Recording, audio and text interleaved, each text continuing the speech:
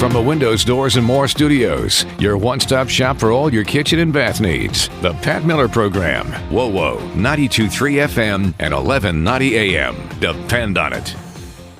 Hey, everybody. Welcome back. Glad you guys are with us as we roll into the second hour of the Pat Miller Program for this Saturday. Don't forget, coming up 1/2 hour from now at 1:30, Grant Booker, who was also a candidate for the 3rd District congressional race, and he will be on with me at 1:30.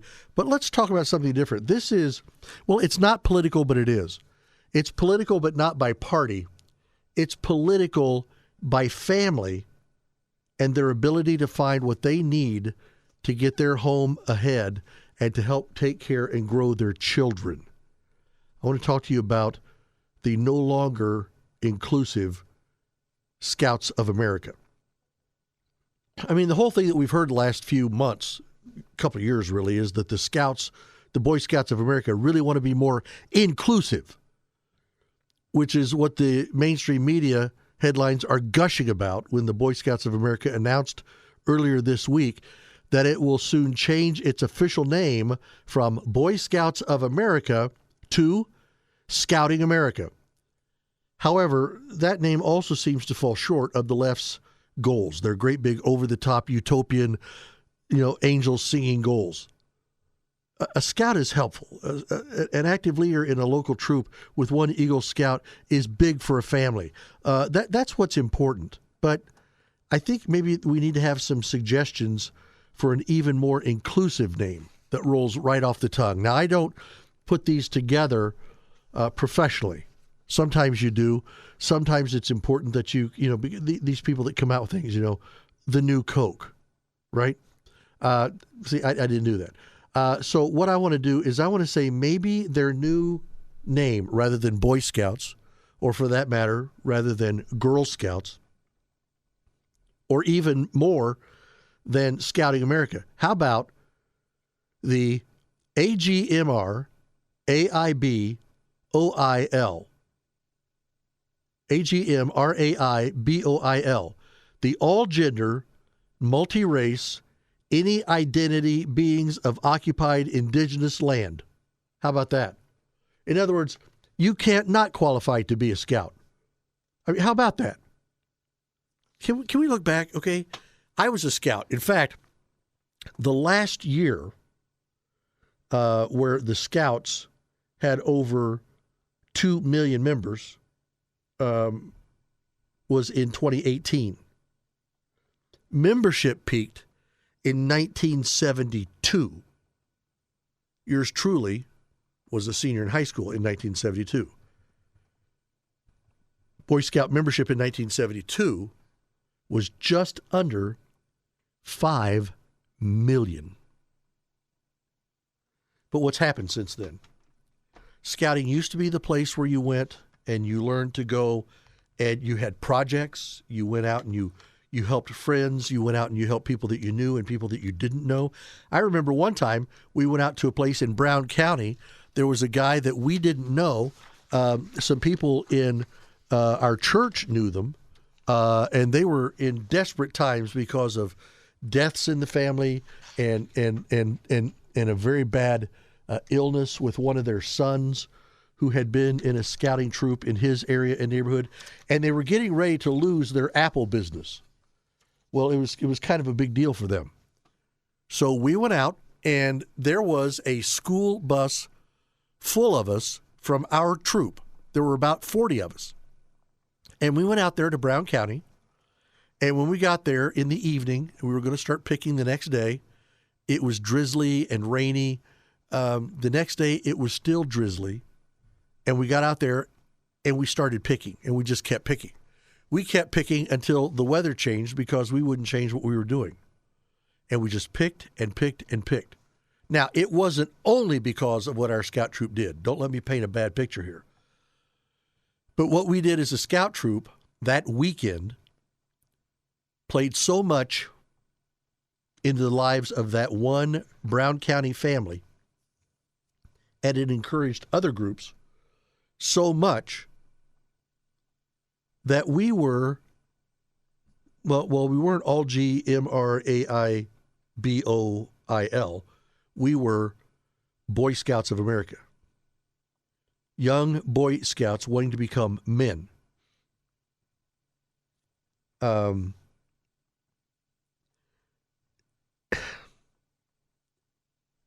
Here's the problem. We have been told that the problem with scouting is that we're not very inclusive. And the white colonials, the colonialists scouting America, only did so to take land from Native Americans. How many times are you going to keep grabbing the same old lie and shoving it down our throats? Scouting implies there's a particular curriculum imposed upon troops, when beings of unspecified gender ought to be free to pursue their true selves. In fact, troop is probably another word that needs to go, since that clearly has militaristic overtones. And don't even get me started on using words like patrol and quartermaster. Now, I'm mostly kidding, but I'm only mocking the actual feel-good leftist pablum offered by Boy Scouts of America and their president, Roger Crone. He said the name change will take effect for the Boy Scouts' 115th birthday on February the 8th. And he proudly declared that it will send a really strong message to everyone in America that they can come to this program, they can bring their authentic self. Okay, sir, they can come, but they won't. You know, to take the old Yogi Berra line and kind of rework it, nobody goes there anymore. It's too inclusive. According to the Associated Press, after a high point over the last decade of 2 million members, the organization right now, currently serves just over 1 million, including more than 176,000 girls and young women. So the 2 million are not even all boys. Membership peaked, as I said, around 1972 at almost 5 million. To put that in perspective, the Boy Scouts of America experienced an 80% drop in membership over the course of decades when the American population grew by 60%. Let me say this one more time. The American population is growing by 60%. And over those same decades, the Boy Scouts of America had an 80% drop in membership. Now, that membership slide started well before Scouts went woke. Other factors played a major role, including perhaps primarily that kids simply have more options for organized activities now than they did 50 years ago. There's only so much time, energy, and money dedicated to kids doing things. Sometimes families just can't afford anymore. By the time you pay for that kid to be in school and you buy their school clothes and you buy their ever-increasing book fees, and then if you got marching band fees, or if they're on the football team or the basketball team, and you've got the amounts of dollars that it takes to be in there, and everything else that you're doing as a family, you just can't keep pouring money into things, especially when your young men in your family are becoming less and less and less content with scouting. Something happened inside of scouting. I'll tell you that my last 2 years in scouting, I was not as robust as I was before. How come? Well, marching band. Well, I was in marching band the first 2 years I was in scouting too. So that's not it. What was it and what happened? What causes us to lose our drive and our positioning? Well, going woke sure didn't help. We'll talk about it more right after this quick break right here on Pat Miller's program here on WOWO 92.3 FM, 1190 AM. This is the Pat Miller Program on WOWO 92.3 FM and 1190 AM and on the WOWO app. Hey, welcome back, everybody. Glad that you're still with us. And we're talking about scouting. Now, a lot of you guys out there, now not so many of the young people now, and I realize that, but, you know, back in my age, the age before me, the age just after me, there was a lot of scouting, and it has diminished a great deal. And I said in the last segment that slide actually began well before scouting decided it was time to go woke. Well before that. Kids simply had many more options for organized activities than they did 50 years ago. And I still think one of the biggest problems of all of it is this. American families disintegrated over those 5 decades. There are far fewer dads at home to do scouting activities with their boys than there used to be. Scouting back when I was in scouting wasn't you just drop your kid off and just let the scoutmaster take care of them. We had a scoutmaster and an assistant scoutmaster, but we had 4 or 5 dads running around who were just part of us. They wanted to be involved in the scouting activities with their boys. Well, as the family started disintegrating, I mean, I remember when Kim and I got married, and that was in 1975, so 3 years after I graduated, when I got married, on the cover of our announcement and the program that everybody got as they came into the service, it talked about how Reverend and Mrs. Bill Amberg and Mr. and Mrs. Rex Miller. Well, Rex Miller wasn't there because by that point, the house that was starting to shift a little bit, my last 2 years in high school, was absolutely coming apart. So there was no stepdad for me there. It didn't make sense to go out and reprint everything on the planet just for that. But I knew that I didn't have a dad figure there anymore. And I thought, doesn't really matter. I'm a man now. I'm a man. Well, it did matter. And I've paid a few prices for it. No feeling sorry for me here. I'm just telling you what I know. In 2012, the Boy Scouts of America still had 2.6 million members. Now, 2012, okay? I told you in 1972 they had just under 5 million. So from 72 to 2012, they lost half their membership. The next year, the Boy Scouts of America began allowing openly homosexual scouts. That was in 2013. Openly homosexual scouts. Followed in 2015 by allowing openly homosexual adult leaders. If the problem is we need to make room for homosexuals, and I don't think you take every homosexual kid in every group and you kick them to the curb. They still need God. They still need family. They still need country. And listen to what I'm saying. Even if they never denounce homosexuality. Now, do I want them to stay homosexual? Absolutely not. But if they're going to, I'd rather they be homosexuals that paid their taxes and don't kill other people and don't rob banks and don't cause problems and don't try to run around and try to engender other young people to become homosexuals. I don't want any of that. Well, then why was it if in 2013 they began allowing openly homosexual scouts to join, why was it 2 years later in 2015 they had to allow openly homosexual adult leaders? Why was that?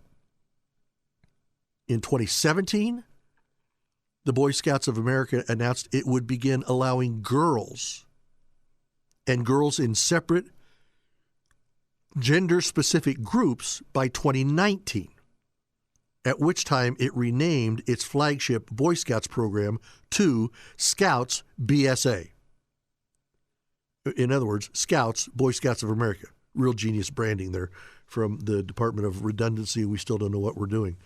Yeah, that makes no sense to me. Anyway, over that time, leading up to 18, 19, the Boy Scouts of America lost more than half its membership. Now,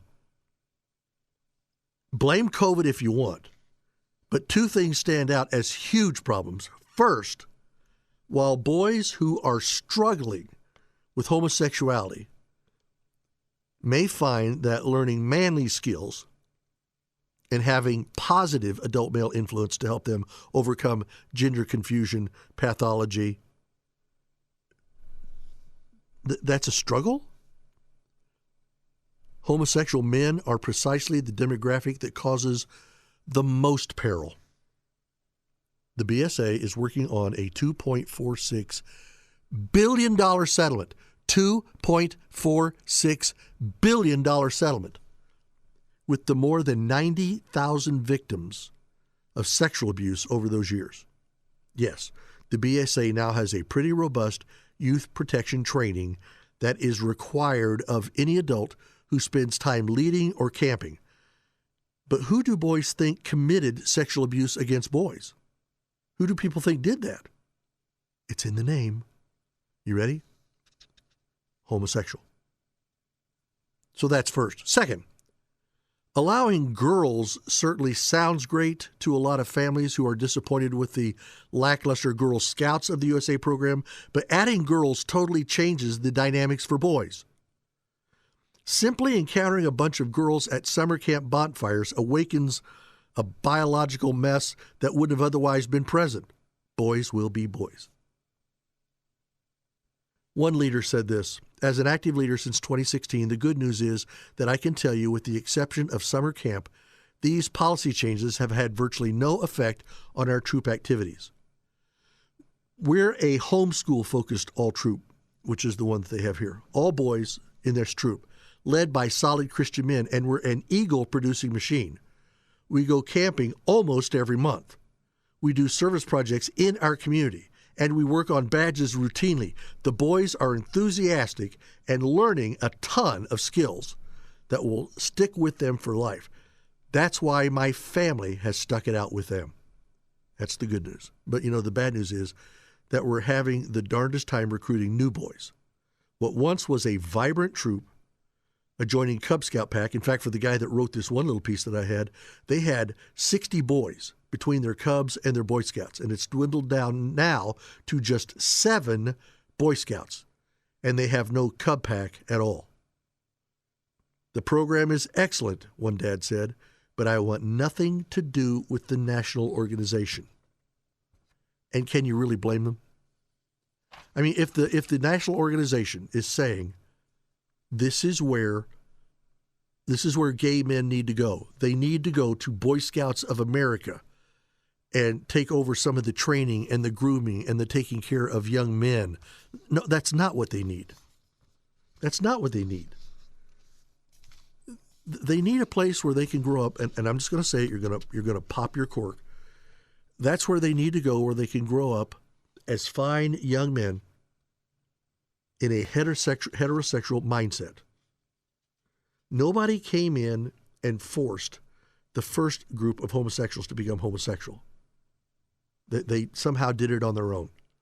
We don't need to have an armed encampment of adult leaders who are also gay standing in the wings, winking and nodding at young scout boys to where all at once, if they come through camp and their wrist goes a little limp, do they run up next to them and go, I see you're having a problem. Can I help you?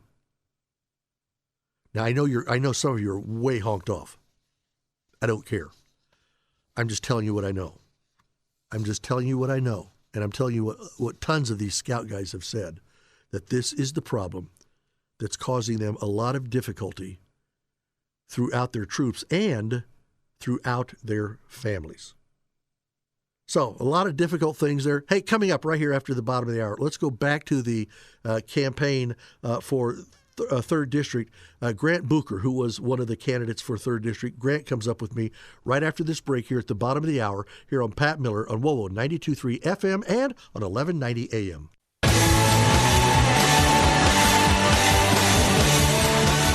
And welcome back. Glad you're with us today on the Pat Miller program here on this Saturday here on WOWO. We're here every Saturday from noon to 3 o'clock. We talked an hour ago with 3rd District Congressman from the past, Marlin Stutzman. He now is the candidate for the Republicans for Congress this coming fall.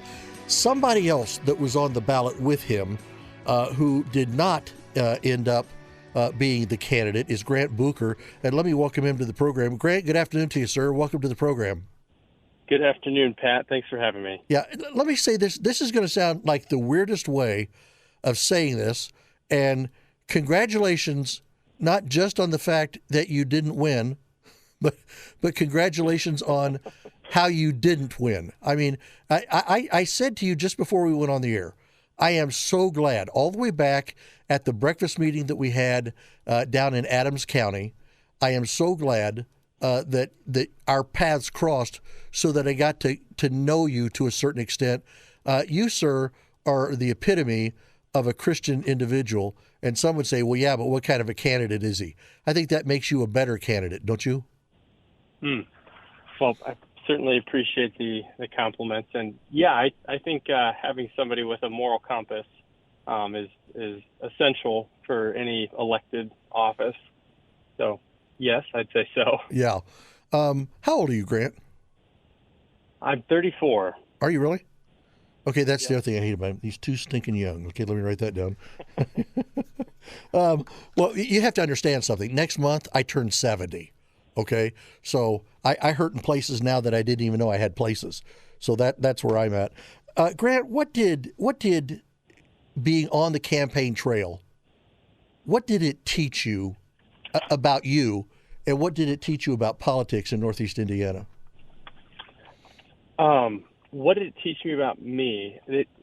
There'd be a number of things, but I think one of the things that became very apparent for me is that I get my hands in too much stuff, and I'd be better served if I let those who are trying to help me take on a little bit more at times. Okay. So learned that about myself, and I also I learned that I've got a passion for good governance. Maybe not so much for politics, but I do have a passion to see our nation be governed, legislated, whatever, well again. So learned those couple of things. What did I learn about politics? I'm not sure that we've got enough time for that, Pat. See, that's why I asked it. Yeah. Yeah. A lot of things. I'm happy to discuss that more in depth. Maybe some big highlights. I realized that, or came to know that people really don't care generally about politics, and they don't want to have anything to do with it. And that's an important thing that we as a people, as Hoosiers, as Americans need to recognize, is that we have so disengaged from the process that we're kind of getting what we deserve from a government standpoint. So I think it's important that we all re-engage just a little bit more. So, yeah. One of the things I read on your site, and it's a verse that I've always carried with me, and it's from Hebrews chapter 10, when you say, and let us consider how we may spur one another on toward love and good deeds. Sometimes you do that by being the office holder. Sometimes you do it by being not the office holder, but somebody who can get the ear of the office holder or the people that work with them, and you keep letting them know, hey, we're with you. Hey, we're behind you. Hey, this is important. Hey, if this isn't, registering on your desk there, maybe I can help you. What about this? And maybe what about that? Is that the kind of hope that you have, that as far as you being back in your business now and working on your business and your construction work and all, that in the midst of all that, you can still have something to do about good deeds? Is that part of that being part of the good governance? Yeah, I think that is an incredibly important thing. And whether that looks like reaching out to Marlin or what, I don't know, but I do want to continue challenging everybody that I'm in community with and people that I meet along the way to do that, because it takes all of us, right? None of this is a top-down solution. It's going to take from the ground up. So in the roots, in the grassroots, is where I enjoyed spending my time in the campaign, and so I see myself in that space, continuing on from here. And I know that this is more closely tied to where you grew up and where you and Melinda were before you left for California, but you actually won the votes in Adams County, and in Wells County. Was that very rewarding for you? And what did it say to you about your life? Because if anybody knew who you really were, it was those people. Yeah, that was it was very, very encouraging. Every time we went down to Wells County to participate in an event or see family, it just was encouraging. As you drove along, you saw signs in a lot of yards that I didn't even have an idea who lived there. And so for Wells County and Adams County to not only support us throughout this campaign, but really show up on Election Day was incredibly special as well. I think it's cool. You mentioned, like, is that reaffirming for me as a candidate or who I am? I think that it's important, though, to recognize that that had far less to do with Grant as a person or a candidate, and far more to do with the friends and family that we have in the area who were advocating on our behalf, who in their lives, they love and serve their neighbors well. And so when they shared about us and our campaign, it seems like people listened and got inspired and excited to be out there as well. Well, I'm sorry, go ahead. Go ahead. Go ahead. I was just saying, in Adams County, too, I had my two biggest campaigners would be my mother-in-law, Diane Ripley, and Grandma Pat. And, man, if I had just a few more of them, I would have felt a whole lot better about the results on May 7th. And it showed in Adams County. I wasn't a very well-known entity there before this, but they got out, and they were you watch out. If you're in public in Adams County, there's a good chance you're running across Grandma Pat. She's going to put a flyer in your hand and a sticker on your shirt. So, yeah. Thank you to both of them for all they did. And if she does, you better accept it with a smile, right? Absolutely. Yeah, that's right. So let me ask you, because now you live, in the Fremont area? Correct, yep. Okay. So have you even begun to think of what might be next for you politically, or are you even allowing yourself to think that yet? Are you looking to say, well, if Marlin goes in and does the job that I think he'll do, he'll probably be there in the 3rd District for a while? So do you maybe look at like county seats, city seats? Any thoughts what's going forward, or are you just trying to get over what happened on Tuesday? I am much more in the headspace of let's digest this for a while and clear our minds before we consider anything else. But the next race that I am planning on entering has nothing to do with politics. Okay. Training started last night for an Ironman that I want to do this fall. So we'll for an Ironman for a while. Yeah. Yep. Dude, this is the last time you'll ever be on the Pat Miller program. I got to tell you right now, because if I hated you before because you were too tall, too thin, too young, I really hate you now. Just so you know. Okay. No. No, that's awesome though. I mean, so what does that look like? What's the timetable on Ironman? Probably a lot more than I'm able to give it. But from what I understand, you got to be training 20 hours a week, but that's probably not gonna fit into the schedule of having a job and being a husband and raising a family. Yeah. But well, I'll do what I can, and then we'll just go grind it out the day of the Ironman next fall. So can we do this? Can you and I, sometime in the next month or so, can you and I carve out a time either for a breakfast or a lunch or a dinner, and you and I just sit down and just spend some time talking and pouring into each other's lives a little bit, talking together, praying together? I'd like to be involved in praying for you, whatever comes up next in your life, because it was certainly a great joy for me to get to know you, and I hope you might be open to that. I would love that. Yeah, very much. Okay. Well, listen, the very best to Melinda and to the two little generals there in your life. I think, now I could be totally wet here. I think you're going to find yourself in about 6 months grateful you didn't win the nomination, because if you're doing the whole D.C. back and forth with a wife and 2 kids to Washington and then back to Indiana, it is a grind. I mean, an absolute grind. And I actually worried about you at one point, because I thought, this guy is just right enough and just good enough. This nuthead might just win. I didn't know if you were aware of what that might mean. But I want you to enjoy your family, enjoy your life. enjoy all that God has for you, because I think you and I both know whatever it is that He has for you at the end, you're nowhere close to that now. But let's get together sometime. Let's pray together. Let's talk. And whatever goes on in your life, keep us up on it. Will you do that? Sure thing, Pat. Thanks so much. That's Grant Booker right here with Pat Miller. We'll be back with more straight ahead here on WOWO 92.3 FM and 1190 AM. This is the Pat Miller Program on WOWO 92.3 FM and 1190 AM and at WOWO.com.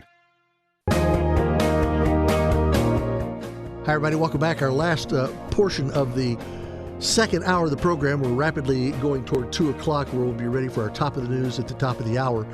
And I appreciate Grant Booker being on and Marlon Stutzman being on with us an hour ago. I just think it's good with open eyes to look back through some of the processes that we went through on an election, not just those who won, but those who were making great attempts to try to win. And so we had them both. And my best to Marlon, my best to Grant, and Grant Booker. What a terrific young man. One of the things that we talked about last week was the minimum wage and the minimum wage job killer, and primarily what's going on in California. You guys remember that?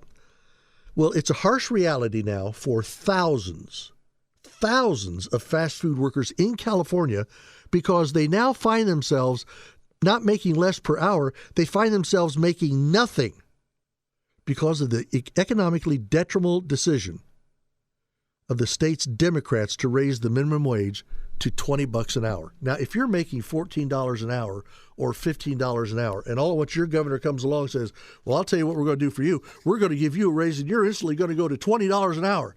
Yahoo! Yes, sir. Oh, and then the next week, and we're also going to tell you you're now out of a job.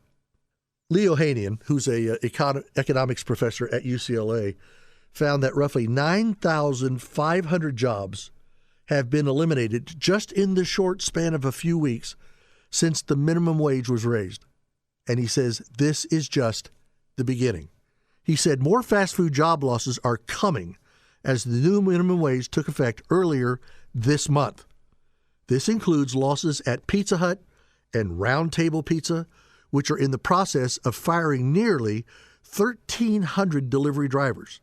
El Pollo Loco and Jack in the Box announced that they're going to speed up the use of robotics, including robotics that make salsa and cook fried foods.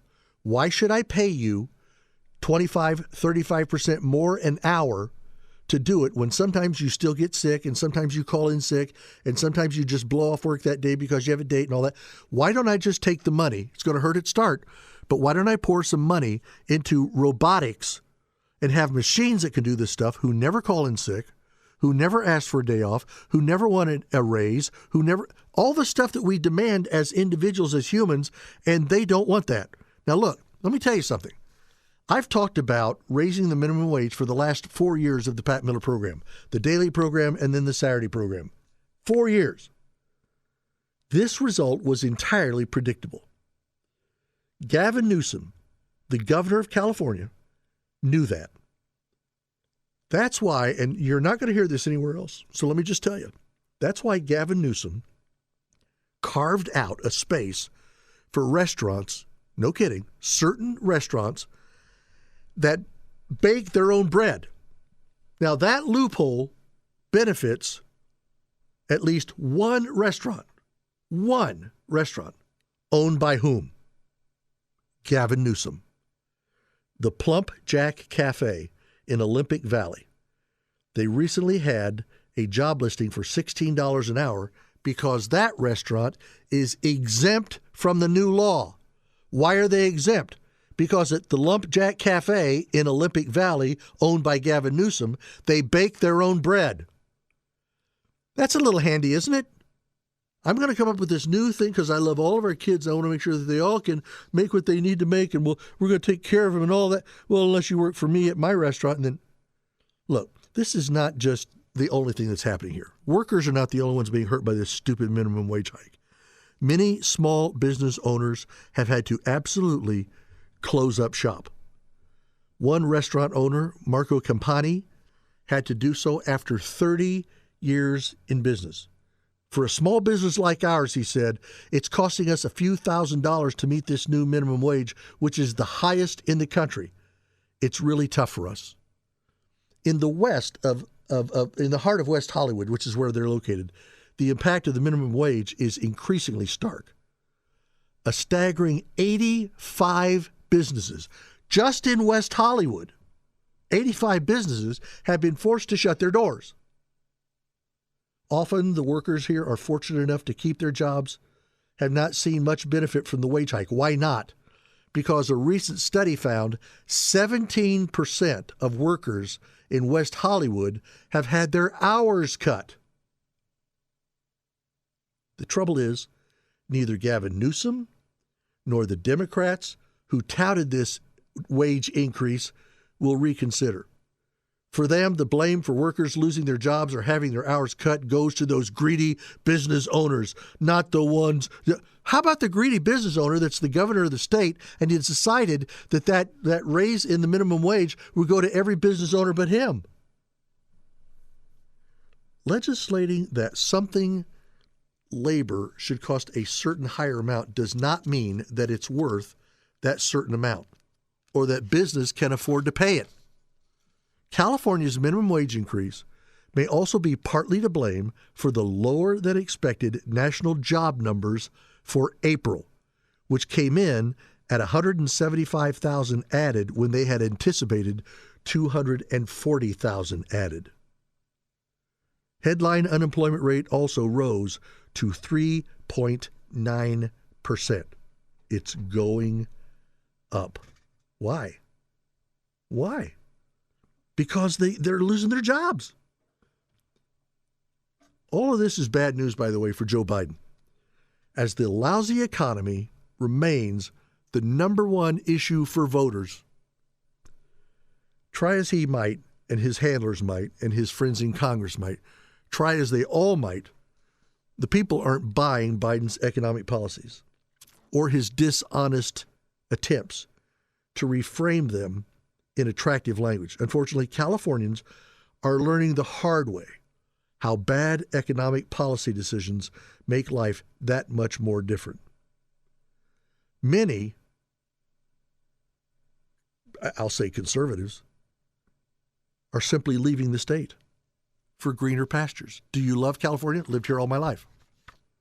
What do you hate about California? I don't hate anything. Well, then, why are you leaving? Because I can't afford it.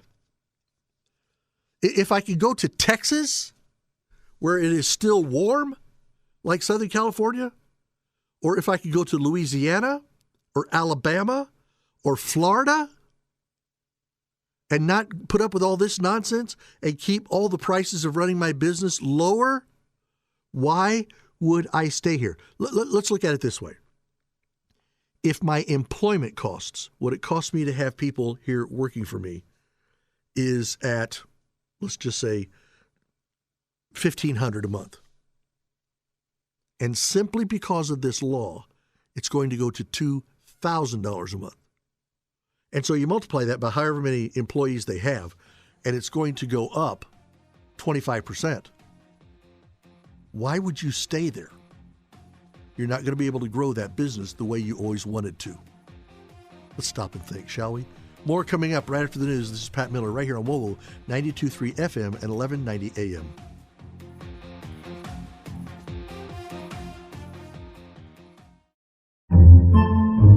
Podcasts by Federated Media.